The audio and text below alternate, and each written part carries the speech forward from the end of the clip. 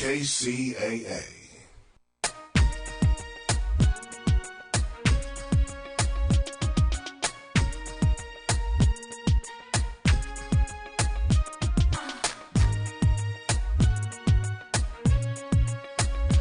Oh, baby.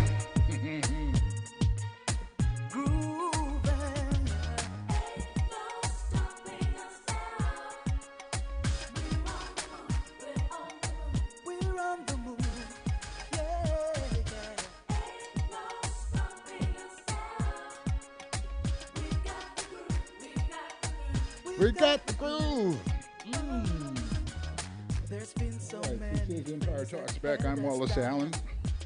Here on the case for truth and justice with the right information to help improve the situation. And you know the situation. We all know we can do better.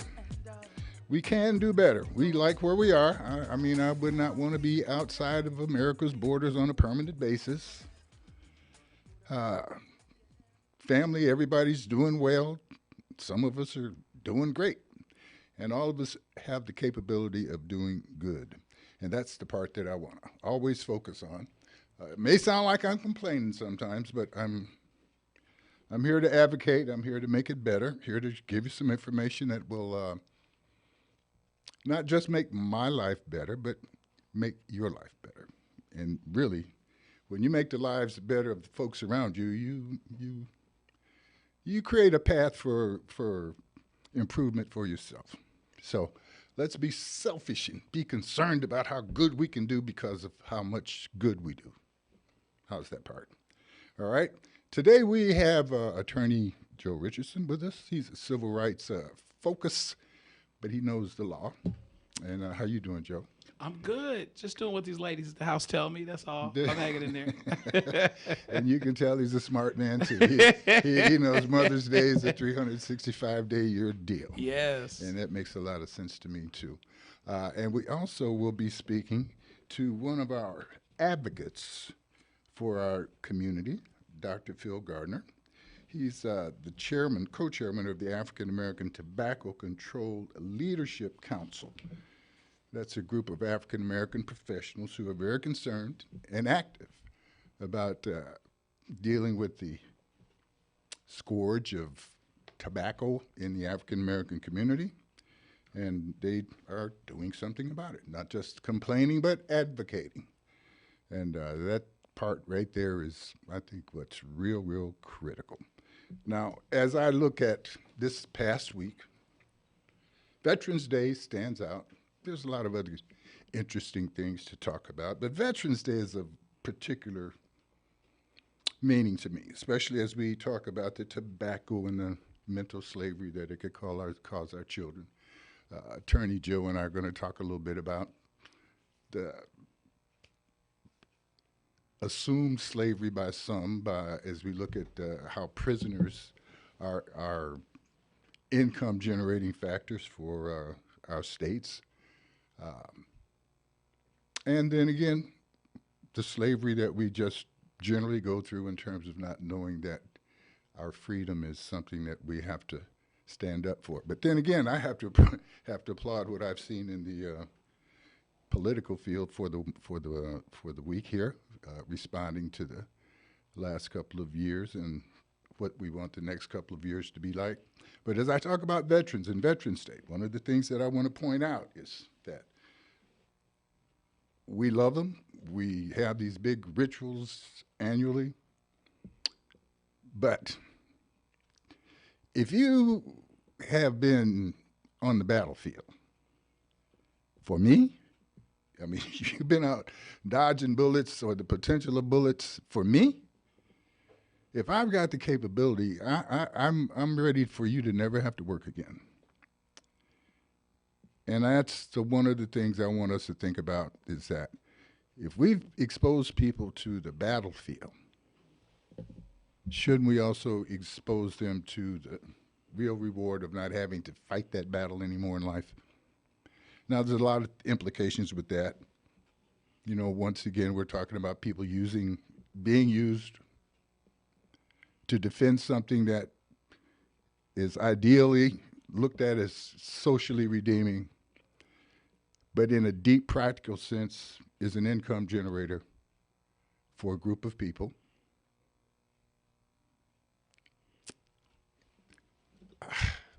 Some say that group is, the whole society. There's jobs created by war. Millionaires created by war. There's a certain stability created by ongoing war. So how we deal with that, how we respond to that is a level something that helps describe the level of our civilization. Once again, America to me is the most civilized place on the planet in that it has its deep inadequacies, but it has also its great opportunity. If you can look at some of the absurd things that people have been able to accomplish despite the profile that they presented and be successful in their evil. I say pay attention to the success that can be created and acknowledged because of the good that you do. And we can handle that part. This is Empire Talks Back, focusing on how we can do better by simply doing better. We'll be right back after this short break. We're going to speak with Dr. Phil Gardner. Once again, protecting our children so that they'll be able to grow up and be good managers of our demise. As we get old, we want some smart young ones around to help put it together. And believe me, I know about that part. Okay, we'll be back right after this short break. See you in a second. This is KCAA. Leaving things half done, not a good look. Like a half-done hairdo. All done. Shouldn't the curls be on both sides? A half-baked peach cobbler. A gummy crust? I don't think so. Or a half of a domino. Bam! Big six! But where's the other half? Don't go halfway, especially with your immunity to COVID-19. Stay up to date with your vaccines and boosters. Visit myturn.ca.gov to find one near you. Brought to you by the California Department of Public Health. Publish your legal notice in West Side Story newspaper. For the best service and the best rates, call 909-384-8131.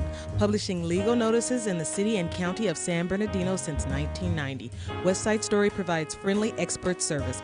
Call 909-384-8131 to benefit from budget-friendly rates. Whether a fictitious business name, a name change, a divorce summons, or any other legal or public notice, call West Side Story newspaper 909-384-8131. 909-384-8131. That's 909-384-8131. Miss your favorite show? Download the podcast at kcaaradio.com.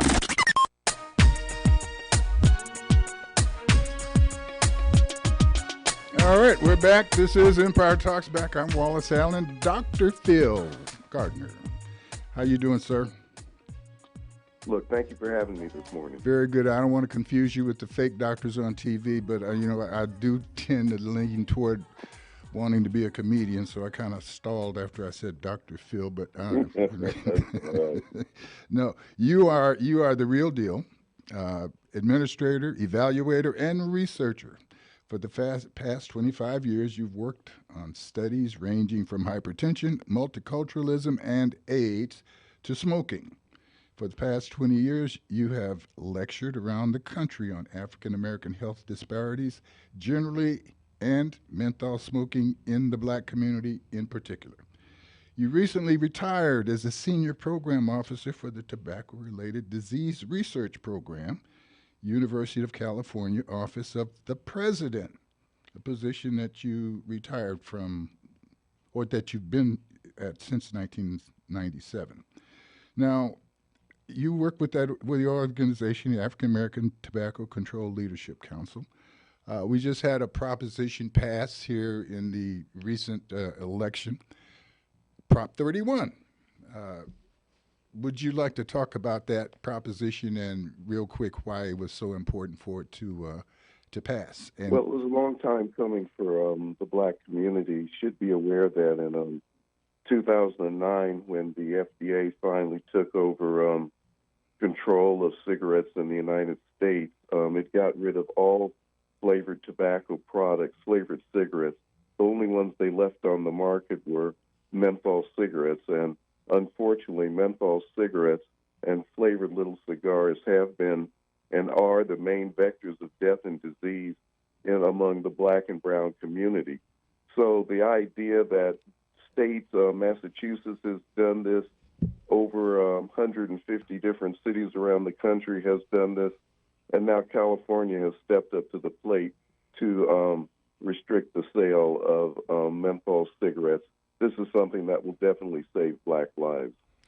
Now, the regulation of vaping, how is that related to Prop 31 and cigarettes? Well, I mean, it's the same. It's true. It's for all flavored tobacco products, whether they're vaping or tobacco directly or liquid tobacco. Must admit that there's some exemptions. They allowed hookah to remain on the market. This is the one smoked with water pipes. We can talk about that later. And they left in premium cigars and loose leaf tobacco. But all other flavored tobacco products will have to be removed from the market. And then, as you may know, the tobacco industry immediately filed suit the day after last Wednesday to try and block this. Huh. So, vaping, menthol cigarettes, okay, we're taking care of the little things that have flavor to them. But the things that they have left available or left as exemptions from this, why do you think they were able to do that, or why was that done? And well, I mean, I think that's a political compromise that goes back to Senate Bill 793. In 2020, when that bill passed, that was the agreement that was made at the legislature, both in the Assembly and in the Senate in California, that bill. See, this was already passed and signed by Governor Newsom back in in August of 2020. It was the tobacco industry then spent some $20 million to put it on the ballot for this year and block its implementation. But that was the political compromise. Frankly, we're going to have to turn around because cities and counties still have the ability to end the sale of flavored shisha, that's hookah, and any other thing that is on the market. So the public health question still remains, and we're still in the fight around it. Yeah, we're going to find the same villain pretty much with the tobacco control as we discuss this and our other issues, and that's the money that's being made. I mean, if the tobacco industry can afford to put up that kind of money to advocate for tobacco and market it, imagine the money that they're making. So we're left with some choices. One is to continue to fight them, and you're going to keep doing that. But the other is educating the community, making the victim a little bit more responsible, and the society around them a little bit more responsible in how we allow these things to take place. What are some? Can I say something about the money? Oh, please do. That's my whole point. I mean, I think you hit it right on the head, unfortunately. Because we call it a political decision, but it seems to be economically based. The punchline is that why they didn't remove it from the market in the first place and why they're fighting like hell to keep it on the market in the second place is not only does it destroy black lives, but that somewhere in the neighborhood of 35 to 36% of all tobacco revenues in the United States are from menthol cigarettes. And so what if they disproportionately kill black folks? They disproportionately give profits to the tobacco industry. So this is what this is all about. We're about saving black lives, and they're about making money, and they don't care how they do it. And with that advocacy, because some people will say, "Oh, you're just complaining." No, you're not complaining. We're looking at, first of all, there's an American value that says we should be able to make some money, but there's a large number of ways that the tobacco industry could be making money, and as we continue to need funds to fit the battle against tobacco, we need to figure out a way to use that stuff to make some money to change what tobacco depends on to be useful. We've got people that are selling it. What if we catch somebody selling the tobacco that they're not supposed to sell? What are we able to do to them? So we should, thank you for asking that, and we should clarify this. This law and also the laws around the country and also the law that the FDA is contemplating, this does not deal with individual use, possession, or purchase. No one has been arrested in the United States for possessing a menthol cigarette. This is about getting retailers to stop selling them, and that means getting the tobacco industry to stop producing them. We still have a fight on our hands because the bill that is before the FDA that they're looking, the ordinance they're looking to implement would still allow them to produce menthol for export. So we're a long way from this fight, but the punchline is people will not be stopped for the possession of a menthol cigarette. That's not what the law says. That's not what the law is about. And no one has been arrested around the country for that. Yeah, that reinforces my thoughts about it, not just being political, but being economically based. Because if we wanted to really create a law that was going to stop they'd have to stop the production, make it illegal to produce, not make it illegal to possess even, make it illegal to sell, but they would have to make it illegal to produce. Ooh, Wallace, you could get your thumbnails pulled out talking like that, talking of money. And so that's the issue, so if people choose to poison themselves, and that's why they go for the kids, because kids don't know better. That sugar tastes good to them, and man, we got grown folks who know how devastating sugar can be, and they gotta have it. I ate a donut last night, and I'm not bragging, but I'm testifying to the power that these distractions have on us. Listen, we're going to take a short break, and when we come back, Dr. Phil, I would like to have you tell people about some of the resources that are available to help educate our young folk and the people that can influence them, as well as how to help convince some of these retailers that there's some other ways they can make money. We'll be right back. We're talking to Dr. Phil Gardner. He is one of our advocates for stop using that tobacco, especially making it available to the kids. They'll be blowing smoke in the nursery. We'll be right back. 106.5 FM and KCAA 1050 AM. Leaving things half done? Not a good look. Like a half done hairdo. All done. Shouldn't the curls be on both sides? A half baked peach cobbler. A gummy crust? I don't think so. Or a half of a domino. Bam! Big six! But where's the other half? Don't go halfway, especially with your immunity to COVID-19. Stay up to date with your vaccines and boosters. Visit myturn.ca.gov to find one near you. Brought to you by the California Department of Public Health. Publish your legal notice in West Side Story newspaper. For the best service and the best rates, call 909-384-8131. Publishing legal notices in the city and county of San Bernardino since 1990. West Side Story provides friendly expert service. Call 909-384-8131 to benefit from budget-friendly rates. Whether a fictitious business name, a name change, a divorce summons, or any other legal or public notice, call West Side Story newspaper 909-384-8131. 909-384-8131. That's 909-384-8131. KCAA.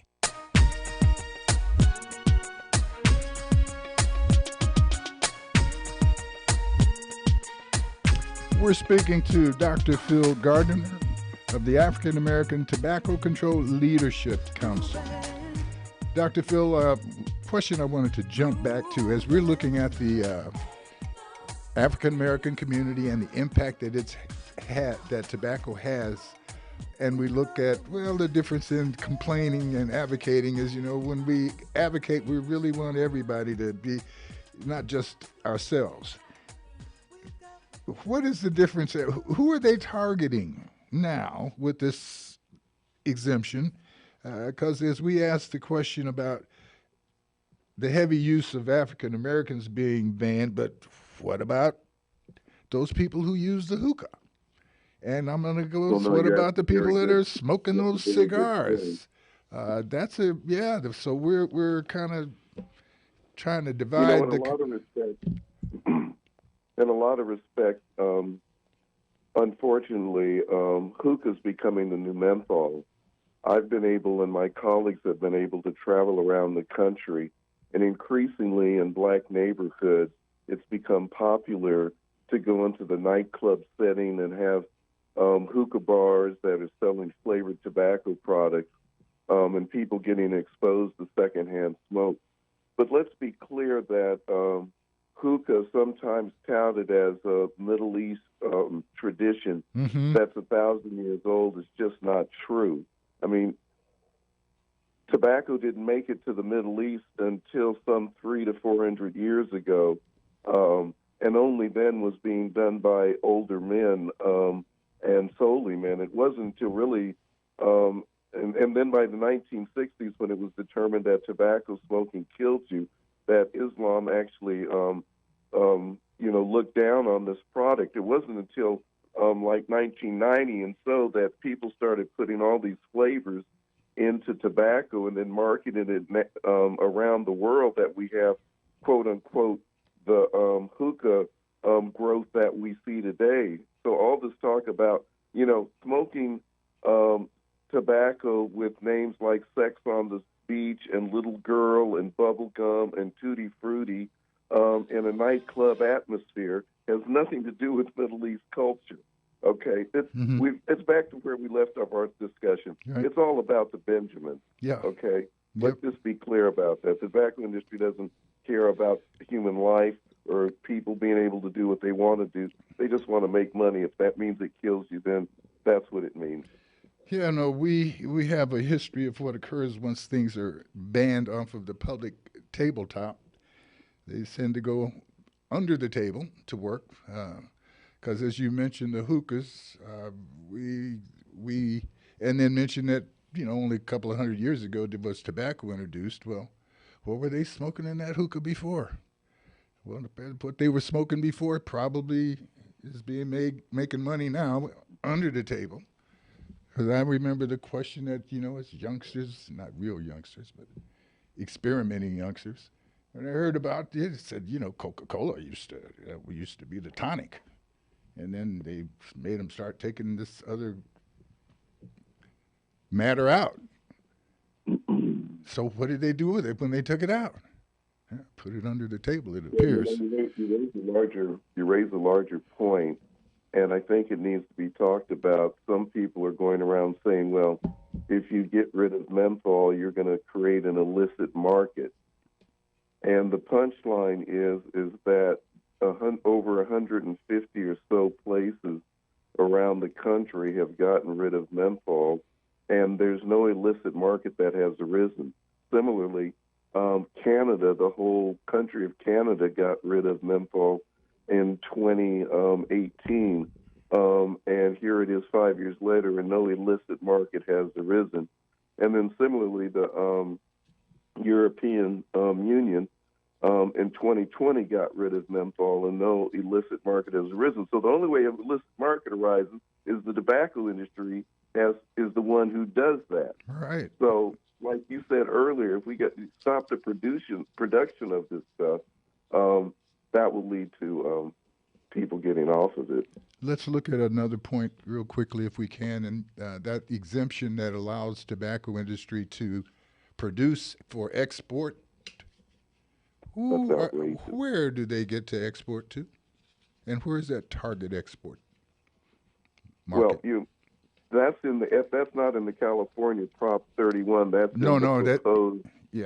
the proposed FDA legislation. It's similar to what they have done. Native Hawaiians disproportionately smoked menthol cigarettes. They were targeted. People in Samoa disproportionately smoked menthol cigarettes. Folks in the Philippines disproportionately smoked menthol cigarettes. I believe folks in Cameroon, before the law was passed, disproportionately smoked menthol cigarettes. So this has been a tactic that the tobacco industry has used internationally to hook various groups of people. So to leave it, to continue to produce it and to continue to do this, frankly, is outrageous and is continuing the predatory marketing. Let me just say something right quick before we have to go. I want to encourage people to go to savingblacklives.org. That's our website, savingblacklives.org, for materials. Also go to Kick It California for materials around getting off tobacco.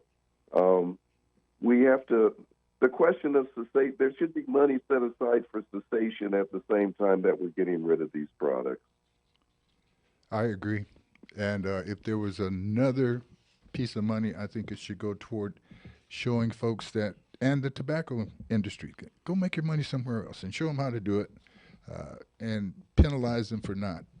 That's part of what we, as a government, as a civilized group of folks, we make that decision to be politically motivated, economically motivated. Let's be future motivated, and all of that's why we have to get involved. And I appreciate who you are, and I appreciate the things that you do with who you are.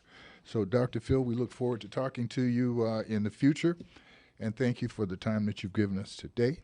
And anything that we can do to help, let's keep on doing it.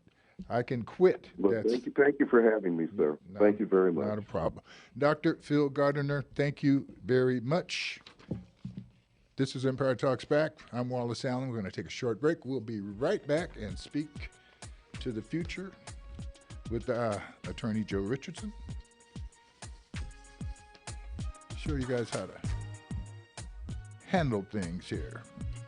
Do a little critical thinking. This is KCAA. Publish your legal notice in West Side Story newspaper. For the best service and the best rates, call 909-384-8131.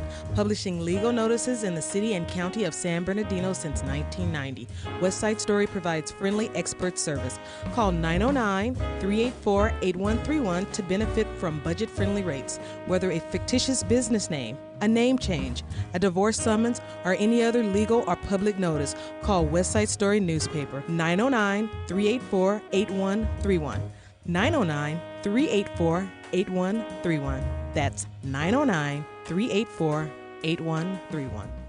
Leaving things half done? Not a good look. Like a half-done hairdo. All done. Shouldn't the curls be on both sides? A half-baked peach cobbler.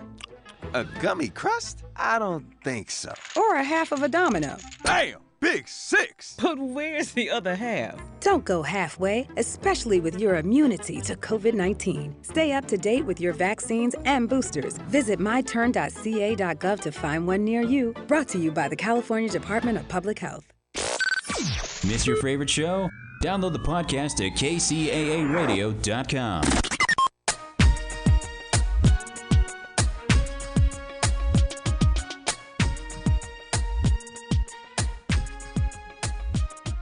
All right, this is Empire Talks Back. I'm Wallace Allen. I want to remind you this past week, boy, if you've been involved with cryptocurrency and stuff, very scary things happening. But I'd like to take the time to tell you that my affiliation with Novatech, that company that invests in and out for crypto, they pay their money. They pay your interest compounded every week. And during this last week, boy, everybody took a beating, but I still made money. Still made money. I made some interest on my, it wasn't super big, but it was over 1%. And it was great. And I don't know how it'll go next week and all that stuff, but crypto took a beating and we kept on ticking. So call me, 909-915-7922, and let's see if you want to get involved. 909-915-7922. That's my cell number. Advocating or complaining. We just had a big election across the country. On some ballots, some states, 7, 8 states, there was a question about involuntary servitude and slavery. And it was referring to how prisoners are dealt with in state penitentiaries. I suppose to some level federal penitentiaries, but these were state votes, not a federal vote. So what's important about that? Well, the story lead that caught my attention was that in Louisiana, the person who was advocating to get this law changed so that I don't know, the real purpose of it was that they didn't want slavery to be legal, but they didn't want involuntary servitude, which is where prisoners are required to work. I won't say forced to work, but required to work. And they're required to work for very little or no wages. So that's the issue more than, I guess, the response to the vote, except that in Louisiana, people voted against having that reduction or removal of the word slavery from the. Did you read it like that, Attorney Joe? Well, first of all, good to be here, Wallace. Always good to be here with you. And so what it looked like they were trying to do was to exchange one set of words for another. And the words that it currently reads now it says slavery and involuntary servitude are prohibited except in the latter case as punishment for a crime. Now, this looks a lot like the 13th Amendment. 13th Amendment is what abolished slavery, but it still created an exception. And that exception was basically for except as a punishment for crime whereof the party shall have been duly convicted. So on some level, there's an argument that the 13th Amendment exemption still lives. Mm-hmm. Is there a potential for some consistency between that 13th Amendment exception and what exists in Louisiana? So now what got proposed was to take out the except as in the latter case as punishment for a crime. In other words, take out the indentured servitude as punishment for a crime language and say this does not apply to the otherwise lawful administration of criminal justice. I think that the individual, the brother who first proposed it, either proposed it and supported it and then stopped supporting it, I think his fear was well warranted, because I think there's an argument that this language broadens the potential for, does not apply to otherwise lawful administration of justice. And I don't want us to get ahead of ourselves, but he had a right to have concern given the things that are going on in the election, given the makeup of the Supreme Court, those types of things. There's potential for this to really kind of open the floodgates somewhat. And in any event, either version keeps what amounts to indentured servitude alive. So you just made a tunnel to a big mountain. Right. You know what I mean? Any way you look at it, you don't get rid of it, which is the problem, right? You know what I mean? And so I understand where he was coming from. Yeah, because that big mountain that you drilled through, there's a lot of proposed. If we were just sitting around at the barbershop talking about it, we'd be saying, well, those are conspiracies. Right. But as we look at the legal implications that you could structure those so-called conspiracies on. Right. If we look at past conduct, those conspiracy potentials are really not just conspiracy potentials, because we see that we've got people running for election who recently ran for election, who pridefully stood up and let it be known that they would have no problem in going back and destroying all of the civil rights amendments. Right. Oh yeah. And seem to have pretty much a third of population agree with almost anything, despite how out of line with civilization that I would call it. So we have this issue. Right. We have a real legal concern, and I appreciate making the drill true, because, like you said, we don't want to get hung up with that, but we don't want to not acknowledge that, there are a lot of bad things that could happen if we don't continue to stay on the mark and paying attention And so you are applauding this lawmaker for Right. backing off of what he had. Yeah, I mean, his concern was, he said, listen, on the one hand, if I don't do anything, it stays where it is, which means that it doesn't necessarily get worse. At least there's a little bit more specificity right now. He says, but if I exchange one set of this language or support it for this other set of language, Now we get a and chance we're for talking more about the interpretation. otherwise lawful administration of criminal justice, it's a whole separate question as to what that is, what that looks like, given the makeup of the people that make the decisions. So that could be the state Supreme Court, that could be the federal Supreme Court, which has, made every indication that, civil rights is starting to go away. They've kind of gnawed at, one The huge need for section civil- of the Voting Rights Act. I think that there's going to be a decision come down on another section of the Voting Rights Act.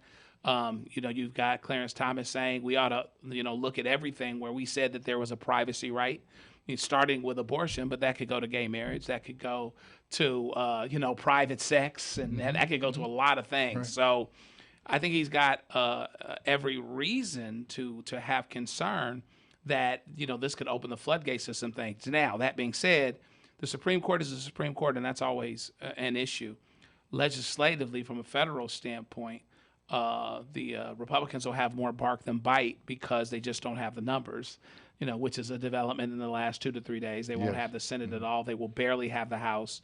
McCarthy, who doesn't have any desire to get anything done anyway, just It's wants a to be in development charge. that we became aware of. Right, yeah. But the thing that, as a journalist, I want to point out is the vote took place Right. starting, 2-3 weeks ago. That's right. And ended the vote. Right. Now, the counting of the vote It's still doesn't going. change Right. the fact that the vote was complete. Right. The numbers were complete. Yeah. And the new news isn't new news. It's just that we are only partway through the complete news. And that That's right. becomes part of our problem, Right. is that we want to discuss the progress of the point when indeed the point is the only point that from which we can really Right. move. Yeah. And that's once we count the votes. And so the surprise, and I'm surprised like you were, and I'm grateful that things turned out the way they did. But it was complete on Tuesday, except for the counting. Right. Because that's how we got into this thing in the first place. Because Right. somebody that knew the count was going to be constantly changing took advantage of the first count that gave him a big advantage and say, "I won. Y'all can stop now." Right. Right. And we talked about how ridiculous that was then. Right. But we bite into the same apple now. That's right. And as long as it, so process and procedure is important. And as we started the show, I'm pointing out that it seems that at the bottom line of everything that we discuss, whether it be political or criminal or justice, it goes back to money. Because as we look at why are the states so concerned, justice-wise, in keeping access to putting people to work in prison Right. Right. without paying them? Yeah. And then we say, well, if they're prisoners and they've done stuff wrong, society should get paid back. But then we look at, as we do these criminal justice movements in societies that are taking place, and we find out that, man, many of the people in prison they're innocent. They shouldn't be there. Right. Yeah. Or they would be in better stead if they had the economic wherewithal to avail themselves of everything that this system can for those that have versus those that have not. So, that goes into the discussion. We can talk about cash bail. We can talk about all of these things. But it's the same thing. Yeah. it's all It goes about money. back. It goes back to a superiority attitude Right. that's not based on godliness, but based on white supremacy. And as such, we find that they're not selling menthol cigarettes. They didn't package up as they've made their goodie packages to send to Ukraine. They didn't include a bunch of menthol cigarettes Right. to help cool them out. And I'm sure they sent them some kind of tobacco. Right. Yeah, for sure. Okay, but the issue for me is that the people who can make the change, it's like I used to sell pots and pans when I was in college, and one of the things they said was, "Hey, you look, there's some people that are very vulnerable. Right. So you can go to the middle of the apartment complex on Friday night and holler and scream, and the person that looks out the window, that's the one that ain't got a date. So that's who you want to go try to sell pots and pans to. That's funny. Yeah. Oh, it's real funny. Right. The other thing is the people who have a sign on their door that says no solicitors allowed. Right. Now, why would they say that? Because they can't resist the solicitor. Okay. So our attempt to keep the wolf away from the door by saying wolf stay away, or racism stay away, I think we need some other signage. Right. We need some other things to grip us, to help us see, and as I suggested with the conversation with Mr. Gardner about tobacco. Yeah. And we go to the same thing now. We're making a legal fight out of a health issue that is politically and economically intertwined. Mm-hmm. Right. How do we straighten that out?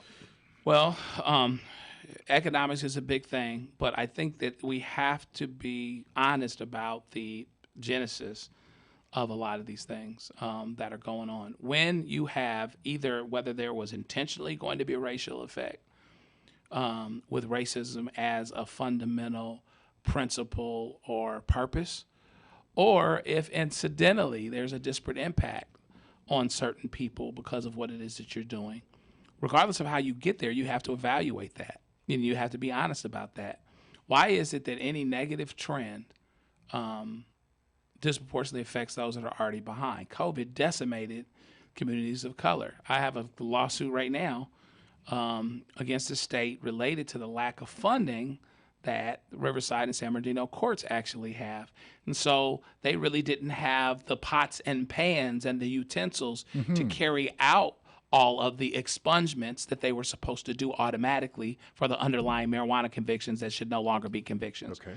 So you have to look at the effect of something and have to ask yourself. So in the case of the cigarette community, tobacco has to look at, and they were dishonest for a very long time, 80s, 90s, getting into that. That's why some major lawsuits related to that, as to the effect of tobacco on people. Now we've gotten past that and we understand that the effect. Now we're talking about how it's masked, it's flavored, it's put in other things. You've got hookah, you've got all these other things that make it a little bit more attractive, a little bit more sexy, but no less addictive. Right? And who does that disproportionately affect? There's no question that their data lets them know who buys their cigarettes, who buys their products, and there's a disproportionate effect on certain groups. Maybe they don't have anything else but their cigarettes. Maybe they don't have access to health care. The person letting them know, hey, this or maybe is not a they good thing for you to simply do. believe the marketing. Right, and maybe they simply believe the marketing because it was you can't deceptive say for a long time, right? That doesn't count because I eat my cereal based on the marketing. I buy my gas based on the marketing. That's right. I try to buy some of my clothes based on the marketing, but it costs a little bit more. That's right. Yeah, and things of that sort. This is Empire Talks Back. Don't go anywhere. Right after this break, we'll continue this conversation, and I know you see. You can't wait, can you? Well, you got to wait. We'll be right back. There's been so many things that held us down. Publish your legal notice in West Side Story newspaper. For the best service and the best rates, call 909-384-8131. Publishing legal notices in the city and county of San Bernardino since 1990. West Side Story provides friendly expert service. Call 909-384-8131 to benefit from budget-friendly rates. Whether a fictitious business name, a name change, a divorce summons, or any other legal or public notice, call West Side Story newspaper 909-384-8131. 909-384-8131. That's 909-384-8131. Leaving things half done? Not a good look. Like a half done hairdo. All done. Shouldn't the curls be on both sides? A half baked peach cobbler. A gummy crust? I don't think so. Or a half of a domino. Bam! Big six! But where's the other half? Don't go halfway, especially with your immunity to COVID-19. Stay up to date with your vaccines and boosters. Visit myturn.ca.gov to find one near you. Brought to you by the California Department of Public Health.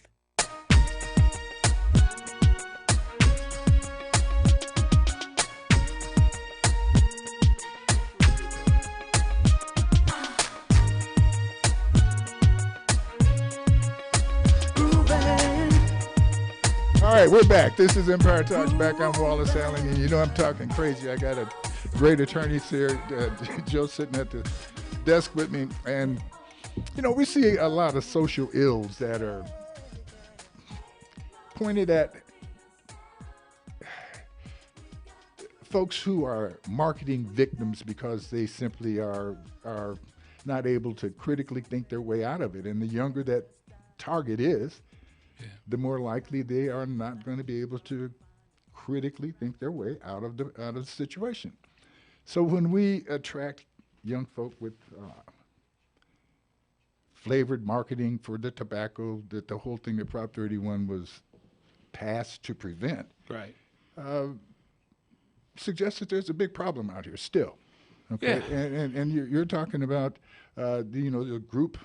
I guess you had to have one person come and you've got a suit against the state for not supplying the local judges and local courts with the resources to complete an expungement program that the new cannabis law created. Yeah, exactly. I mean, I've got a wonderful client named Sarah Rodriguez.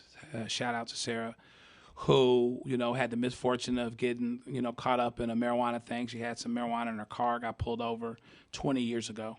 It was a felony. She actually did time, and then decided to rebuild her life. And what she did is she went to college first, and her family go to college, goes to a grad school, and decides to become a social worker for the recently incarcerated because more than other things, as much as anything else, she wasn't sure as to which job she could get because she had this felony conviction. So along comes AB 1793. Which was the how connected to the what of legalization. Mm-hmm. So this is how we would get rid of expungements. Most of the time, you got to file a motion for expungements. This was supposed to take care of that automatically. So there would be lists that would go to each DA. DA is supposed to say the people that shouldn't be on the list, and then everything is supposed to get expunged. Boom. L.A. County, 66,000 expungements. Gone. Did it. Santa Clara County, 20,000 expungements. Gone. Did it. Riverside and San Bernardino County, none. Okay, so the problem was that, among other things, it's kind of like for San Bernardino and Riverside County, giving somebody 100 pizzas to cook, but he's got no cooks and he's got no stoves. Right. You have to go back to the beginning of the story, looking at our counties in terms of how under-resourced they have always been. And meanwhile, back at the ranch, here we are in counties that are mostly of color now. Okay. More complicated cases than a lot of other places, and less money allotted per citizen than a lot of other counties. So this I think, Measure EE in the county of San Bernardino that was to give the Board of Supervisors a little support in the idea of, I guess separating from the state, but really moving toward investigating what they need to do to get the resources that the county of San Bernardino is not receiving. I don't know if the court system was part of that target or if they were doing it to get more money to... We made a distinction between us and EE. We went out of our way to say that we don't think that the answer is secession. Yeah, secession. But the underlying principle of not being resourced, yes, we absolutely understand that, and we think that that's a battleground that we're going to be on and along for a long time. There's another law that got passed after AB 1793 because the expungements weren't happening the way that they needed to, that actually put monitoring in place because AB 1793 got passed with no monitoring. So people can just do what they want to do, you know what I mean, or not. And so, but I think that even the marijuana situation is a example of the larger endemic problem of communities of color being under-resourced. And you see it in everything. You see it in education. You see it in courts, which is such a fundamental thing. Folk got to go to court. So we're really talking about our state government, our assembly, and senators for the state of California. Right. So as we gather and discuss these things with the folks that have just been elected, and while they're in their happy, one of the things we need to do is focus again on San Bernardino County's resources, especially those at the court level, because once again, the effect can be so devastating when justice is denied or delayed. That's right. And that's what we're concerned about. And once again, now who's going to do that? Who's going to apply that pressure?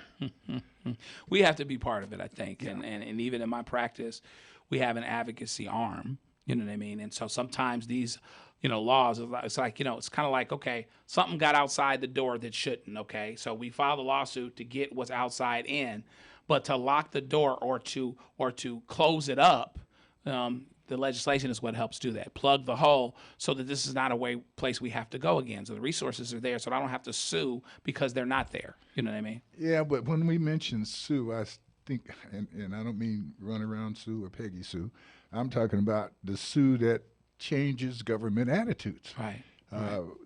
The city is responsible for the police department in many cases, and many voters have no idea what police departments cost the city in terms of settlements and suits. Oh yeah, Okay. They're huge. You know what I mean? Most cities, first of all, they spend most of their money on, primary services, first responders anyway. Most cities, rather than 70, probably 70% or so. But here's the other part that you don't see is how much they get sued and how much happens from a litigation standpoint in situations that are worthy. Now, some of them are frivolous and, that kind of thing. But, somebody's got the crap beat out of them by the police will probably rather not have most of the time. You know what I mean? And so it brings a cause for litigation, legislation. And hopefully, whether you're talking about the police department or, pick your agency, whatever it is that it might be, you make withdrawals once there are deposits. So there have to be deposits of goodwill in these communities so that, police, fire, whatever the case may be, may get the benefit of the doubt in a difficult time. Your goodwill helps you on a rainy day. If you've got no goodwill, it's already been us against them or whatever else. Now you're saying what you're saying, your camera, your body cam wasn't working that day for some reason. It wasn't turned on. And now I'm just supposed to believe you and take your word for it. Right. No, regardless of what happened, you've got a larger problem because of the lack of trust. I'm going to focus this back over the fact that this all is allowed. All of these inadequacies are allowed because of money and the direction that the money flows. Right. I'd like to get some people to know that, Joe, how can they do business with you? Take about 15, 20 seconds. How can people get in touch with you if they've got a problem? What kind of problem? They can go to McCuneWright.com. Or they can, I believe our number is 909-557-1250, or you can always say Attorney Joe Richardson in Google and it'll pop right up. Very good. This is Empire Talks Back. I'm Wallace Allen. I want to thank you for your time. I want not just the time that you spent, but the time that you're going to spend advocating for what's right, putting yourself in a position to help someone else and becoming not someone who's just doing well, but someone who is doing good. God bless you for your time. This is Empire Talks Back. See you next week under two circumstances. One, the good Lord's will, and two, if the creek don't rise. God bless you. A long way to go, where we'll end up, I don't know. KCAA Loma Linda.